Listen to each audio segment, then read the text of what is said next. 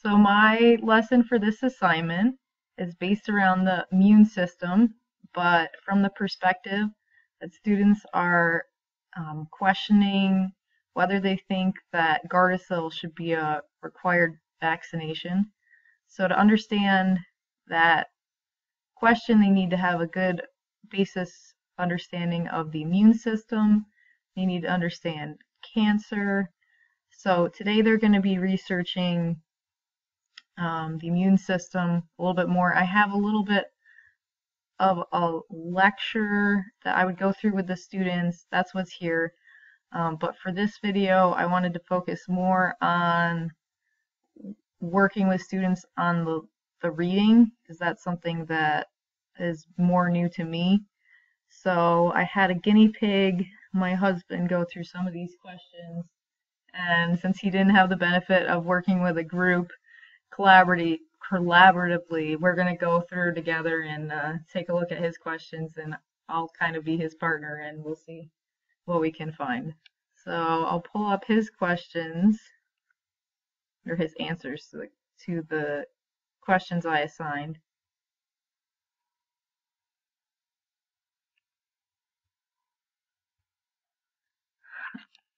All right. So Chris, what did you answer to this question and why?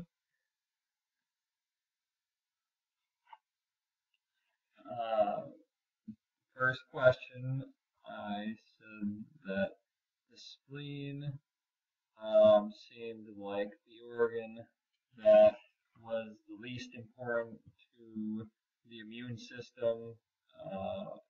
The body would not be really losing much if there was no spleen. Well, you did say that the body would have less immune cells. Um, what kind of farther down the line, if you think if it has less immune cells, what do you think the effect of that would be? Greater chance for disease. Greater chance for disease. So can you flip over to the text and kind of show me where you're getting your evidence for this?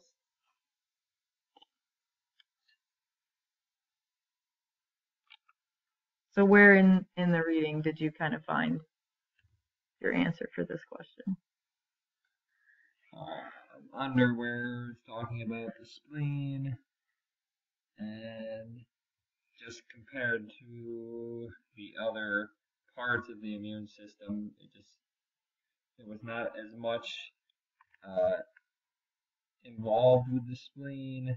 But I did say it is a spot where immune cells gather and work, and serves as a meeting ground where immune defenses confront antigens. So that, I guess, would have an effect on the body. Okay.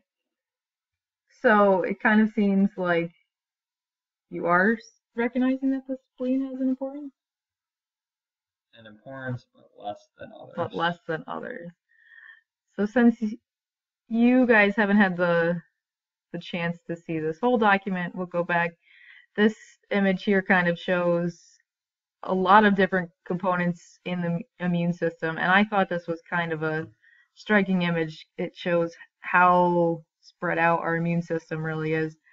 So when you looked at that, the spleen was kind of the biggest surprise to you? Yeah. Yeah. Anything else?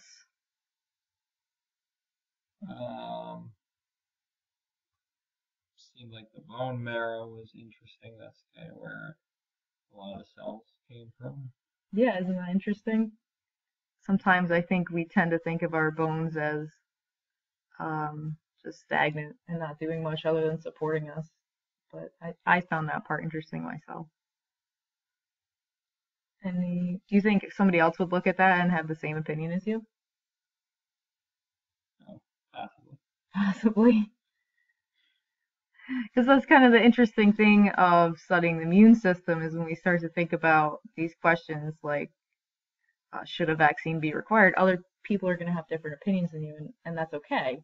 But you just want to make sure that your opinion is based on evidence. So that's okay. In this question, your opinion was based on the spleen, but you backed it up with some evidence. So we can kind of think about that as we move to trying to use evidence to support your argument that you're going to develop next lesson. All right, let's move on to the next question.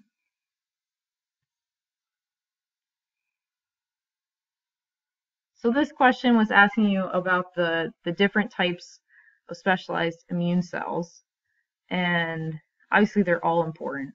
But if you had to pick just one that you found the least important, looks like you picked the cytokines. Mm-hmm. And why did you choose those? Because once again, like the spleen, they seem to do the least amount of work compared to other cells as far as fighting disease and helping the body. Okay, you want to go back to the text and kind of show me where you found that?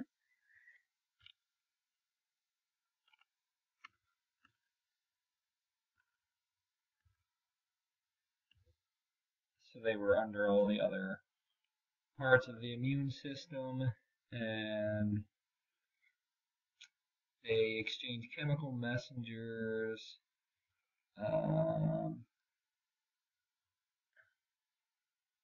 And they work with the other cells, sending out messages and coordinating an appropriate immune response. So I guess in the scheme of kind of controlling everything, they're important, but they don't really do as much fighting disease-wise as other cells. I would agree with what you're saying. It's interesting to me. I wouldn't have chosen those. To me, some of the other cells have a little bit more repetitive functions. So to me, I feel like some of them possibly could be eliminated just because they do similar things. But I see your points. I think they're all valid. And obviously, all of these cells have an importance if we can have them in our bodies, right? But I like this question because it kind of, instead of just thinking about what they do, it kind of lets us think about why it's important. And you could pick whatever as long as you can justify it. So it's kind of similar to the first question in that. You want to take a look at the third question?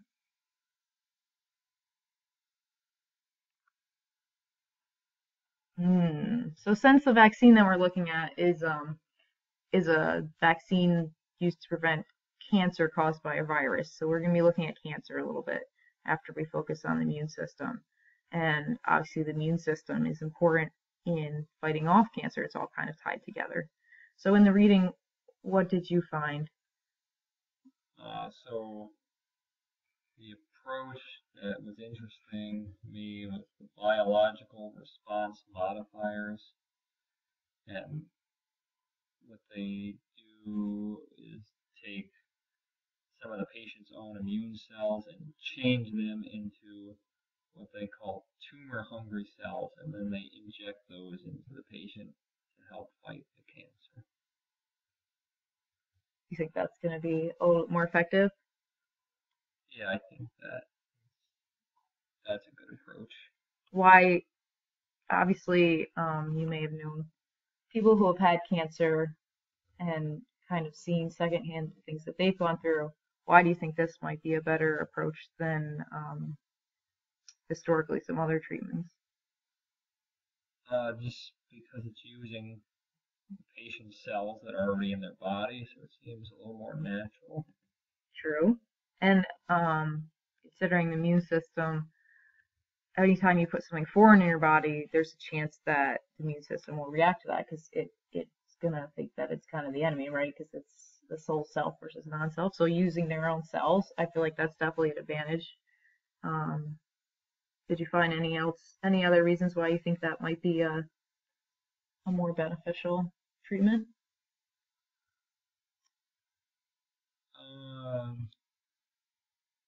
Mostly just that it's helping the patient's immune system and the response and strengthening it and just using their own cells. Yeah.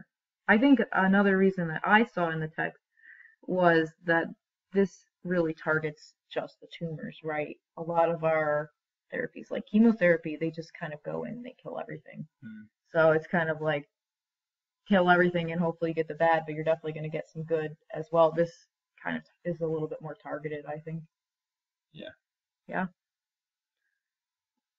Were there any of the approaches that you felt like were not as strong?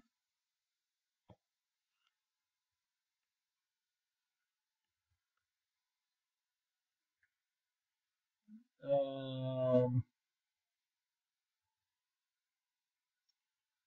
maybe the vaccine idea of using a cancer vaccine. I don't know.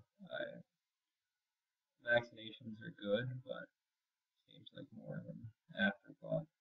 Interesting, because that's kind of what we're considering under this whole umbrella is a vaccine to prevent cancer. This is kind of from the other end of a vaccine after you had cancer.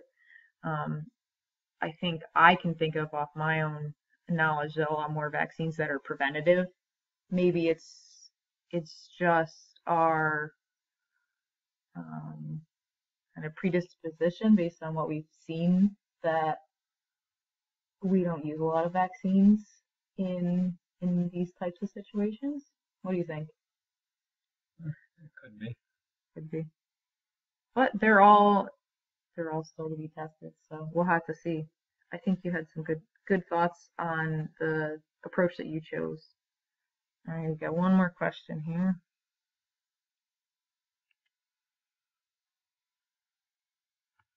So there were some frontiers in immunology, some fields that we use already to definitely help people with some immune diseases. And which one did you choose that has had an impact on your life or might in the future? I think the gene therapy is an interesting idea that they're working on, and that could have a big effect on just the medical field in the future and helping people cure diseases and fight cancer. Um, Do you know anyone with a disease that might be directly impacted or yourself? Any, do you think it might impact you personally? um, Not that I can think of at this point, but So the gene therapy looks like that section's right here. So let's look through some of the things that it helps.